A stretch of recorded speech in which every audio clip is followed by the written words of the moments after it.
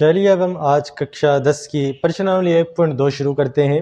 वैसे तो जो पुरानी किताब है यानी कि जो सिलेबस हटने से पहले की किताब है, अगर किसी के पास 2 साल पुरानी या काफ़ी पुरानी किताबें हैं तो उसके अंदर ये प्रश्नावली 1.3 पर मिलेंगी। और नए सिलेबस के अंदर यानी नई किताब के अंदर जो 2023-24 में या 2024-25 में छपी है उसके अंदर ये प्रश्नावली 1.2 के अंदर ये सवाल मिलेंगे। तो चलिए आज हम इन सवालों से शुरू करते हैं। इस प्रश्नावली के अंदर टोटल वैसे 3 सवाल है और तीनों को करने का तरीका लगभग सेम है, यानी एक ही तरीके से एक ही फॉर्मूले से हम तीनों सवालों का हल करेंगे। तो देखिए थोड़ा सवाल लंबा है, सवाल तो एक लाइन का ही है लेकिन इसका जवाब थोड़ा लंबा है और थोड़ा सा मुश्किल हो सकता है, लेकिन आप अगर वीडियो को पूरा देखेंगे तो मुझे उम्मीद है कि आप लोगों को ये समझ में आ जाएगा। चलिए शुरू करते हैं। हमें सिद्ध करना है कि √5 एक अपरिमेय संख्या है, ये हमें सिद्ध करना है। तो देखिए अपरिमेय संख्या किसे कहते हैं? अपरिमेय संख्या उसे कहते हैं जिसे p/q के रूप में लिख सकते हैं। जैसे फॉर एग्जांपल 3/2 जिसे p/q के रूप में लिख सकते हैं, यानी एक संख्या ऊपर और एक संख्या नीचे, ऐसी जो संख्या होती है इसे परिमेय संख्या कहते हैं। लेकिन परिमेय संख्या होने के लिए इसका एक और गुण होना भी जरूरी है। वो गुण ये है कि यह सह अभाज्य होनी चाहिए, यानी कि ये दोनों संख्याएं किसी भी एक संख्या के पहाड़े में नहीं आनी चाहिए। फॉर एग्जाम्पल जैसे मैंने यहाँ पर लिखा 4/6, अब 2 के पहाड़े में देखो 4 भी आते हैं 6 भी आते हैं, तो ये वैसे परिमेय नहीं है। इसे 2 के पहाड़े से काटने के बाद फिर ये बनती है 2/3। अब ऐसी कोई संख्या नहीं जिसके पहाड़े में 2 भी आता हो 3 भी आता हो, एक के अलावा, एक के पहाड़े में तो सब आते हैं, तो ऐसी कोई संख्या नहीं है, तो ये हमारी परिमेय संख्या है। तो हमें इसे अपरिमेय संख्या सिद्ध करना है। देखिए इसे अपरिमेय संख्या सिद्ध करने के लिए सबसे पहले हम मान लेंगे कि ये परिमेय संख्या है।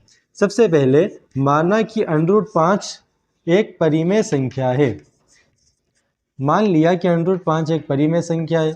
इसके बाद देखिए परिमेय संख्याओं को p/q के रूप में, यानी एक संख्या ऊपर और एक संख्या नीचे, इस रूप में लिखा जा सकता है। अब ऊपर कौन सी संख्या है नीचे कौन सी संख्या है हमें तो दोनों ही नहीं पता। तो गणित के अंदर जब हमें कुछ पता नहीं होता तो हम उसे इंग्लिश वर्ड कुछ भी मान लेते हैं, XYZ ABCD कुछ भी मान लेते हैं। तो पहली संख्या को मान लेते हैं हम, पहली संख्या को मान लेते हैं A और दूसरी संख्या को हम मान लेते हैं यहाँ पर B। A और B दो चीज़ें हमने यहाँ पर मान ली। अब अगला काम हमें ये करना है कि इन दोनों की घात लगानी है हमें 2, इसकी भी घात 2 और इसकी भी घात 2। इसकी पूरे की घात 2 है, मतलब A की घात भी 2 है और B की घात भी 2 है। यहाँ तक क्लियर। अब इसके बाद अब देखिए ये गणित का बेसिक रूल है, हो सकता है आपने पिछली क्लासों में पढ़ा होगा कि अंडररूट, ये जो निशान दिख रहा है अंडररूट का, ये और घात 2 ये आपस में कट जाती है। अंडररूट और घात 2 ये आपस में कट जाती है। अब बचा यहाँ पर 5 बराबर A की घात 2 बटा B की घात 2, ये हमारे पास यहाँ पर बच गया। अगला काम, अब हमें इन दोनों की जगह को बदल देना है। इस B को यहाँ भेज देना है और इस 5 को नीचे भेज देना है। तो B जाएगा ऊपर B की घात 2 और 5 चला जाएगा A के नीचे। यहाँ तक हो गया।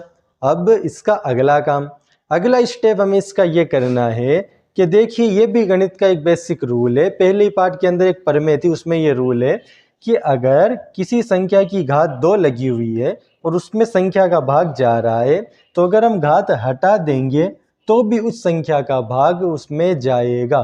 घात 2 में अगर भाग जा रहा है तो आप घात 2 हटा देंगे तो भी इसके अंदर 5 का भाग जाएगा, यानी कि A के अंदर भी 5 का भाग जाएगा। अब आप जब A में 5 का भाग करेंगे तो कोई ना कोई तो उत्तर आएगा। हमें नहीं पता क्या आएगा, लेकिन कुछ ना कुछ तो इसका उत्तर आएगा।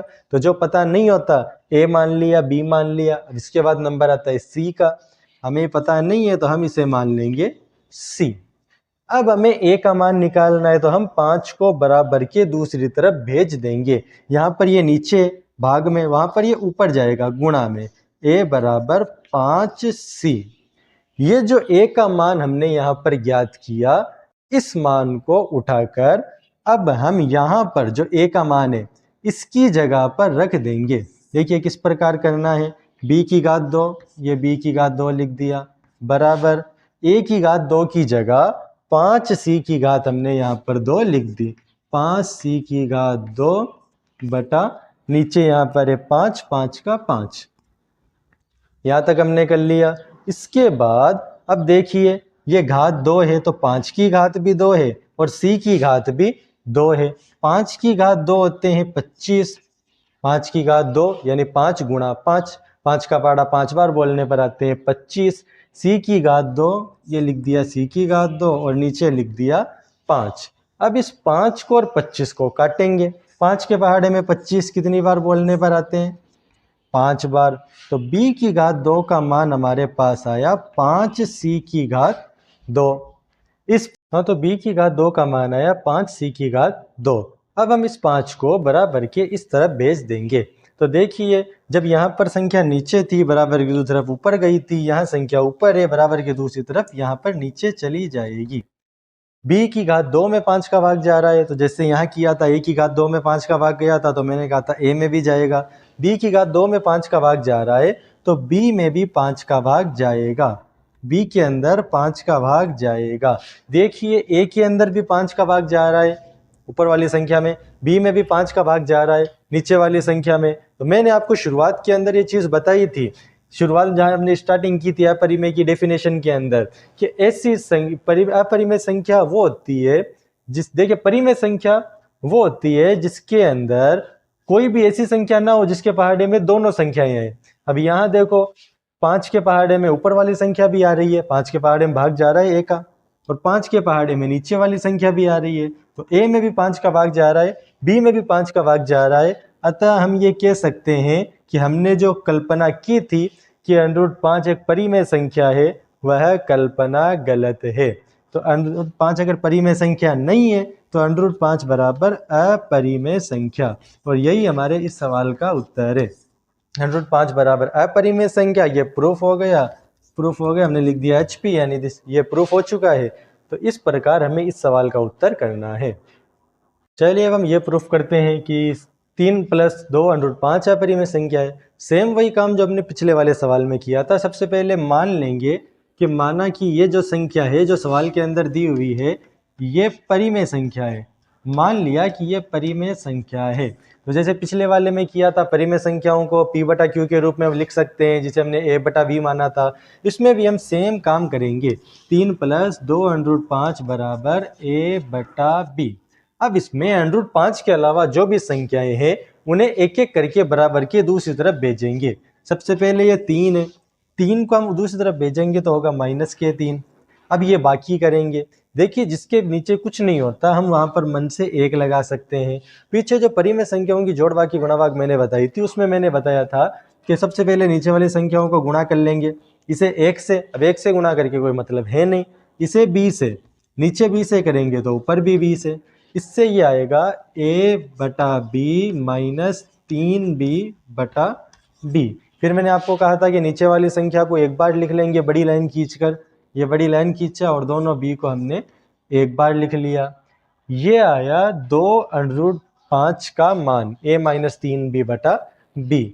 अब हम इस 2 को भी उधर भेज देंगे तो ये 2 जब दूसरी तरफ जाएगा A - 3B/B, जब ये 2 दूसरी तरफ जाएगा, यहाँ ये ऊपर है गुणा में, दूसरी तरफ जाएगा तो नीचे जाएगा भाग में, इसे हमने लगा दिया नीचे 2B A - 3B/2B। ये आया हमारे √5 का मान। अब देखिए A भी कोई पूर्णांक कोई संख्या है, 3 भी संख्या है, B भी कोई ना कोई संख्या है, यहाँ 2 भी संख्या है, B भी कोई ना कोई संख्या है, कोई पूर्णांक है। तो जब ऊपर भी पूर्णांक हो नीचे भी पूर्णांक हो तो वो परिमेय संख्या होती है। लेकिन √5 तो अपरिमेय संख्या है। कैसे पता चला? अभी पिछले सवाल में ही तो किया था हमने, पिछले सवाल में यही तो सिद्ध किया था कि √5 एक अपरिमेय संख्या है। तो इधर परिमेय इधर अपरिमेय, तो दोनों तो बराबर हो नहीं सकते। तो ऐसी सिचुएशन में हमारी ये कल्पना गलत है। अतः 3 + 2 √5 भी एक अपरिमेय संख्या है। इस प्रकार में इसका हल करना है। चलिए हम इसका तीसरा क्वेश्चन हल करते हैं। सेम वही काम जो हमने शुरुआत में किए पहले दूसरे सवाल में, वही काम हम अब तीसरे सवाल के अंदर करेंगे। देखिए इस सवाल के अंदर सबसे पहले 1/√2 को हमें अपरिमेय संख्या सिद्ध करनी है। सबसे पहले एक काम करते हैं, इसे √2 से गुणा कर लेते हैं ताकि नीचे से ये जो अंडर है ये हट जाए। तो हम इसे √2 और √2 से गुणा कर लेंगे। अब √2 दो बार हो गया, √2 की घात 2 और घात 2 और अंडर आपस में कट जाता है, तो नीचे बचा सिर्फ 2 और ऊपर बच गया हमारे पास √2। हमें इसे सिद्ध करना है परिमेय। मान लो ये परिमेय है, परिमेय है तो ये हो जाएगी बराबर a बटा b।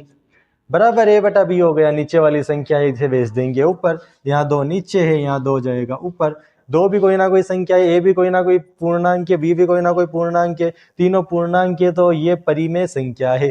और √2 अपरिमेय संख्या है, तो ये परिमेय ये अपरिमेय बराबर कैसे हो सकते हैं? ये बराबर नहीं हो सकते, हमारी कल्पना गलत है। अतः हम लिख देंगे कि 1 बटा √2 भी अपरिमेय संख्या है, ये परिमेय संख्या नहीं है। अब अगले जो 2 क्वेश्चन है वो मैं आपके लिए छोड़ रहा हूँ, ये 2 क्वेश्चन आप करेंगे और फिर कमेंट में बताइए कि क्या आपके ये उत्तर सही आए या आपको अब भी कोई डाउट है। क्या करना है, हमें बराबर a बटा b लेना है, साथ यहाँ ऊपर है, दूसरी तरफ नीचे भेज देना है और फिर लिख देना है कि ये ऊपर भी a भी पूर्णांक है, b भी पूर्णांक है, 7 भी पूर्णांक है, तो ये परिमेय संख्या है। हमारी कल्पना गलत है और यह 7√5 एक अपरिमेय संख्या है। इसमें भी यही कर देना है, +6 है उधर जाएगा -6 हो जाएगा, बाकी करेंगे फिर लिख देंगे कि इधर परिमेय संख्या है, ये अपरिमेय संख्या √2, तो ये हमारी कल्पना गलत है और ये पूरी अपरिमेय संख्या है। ऐसे करके हमें इसका उत्तर करना है। उम्मीद है कि आपको समझ में आ गया होगा। आपको कोई डाउट है तो आप कमेंट में भी पूछ सकते हैं और डिस्क्रिप्शन में जो नंबर दिए गए हैं आप उन पर भी हमें पूछ सकते हैं। इसी तरीके से हमारे चैनल के साथ जुड़े रहें ताकि आगे आने वाले सारे पार्ट आप आसानी से YouTube के माध्यम से पढ़ सकें।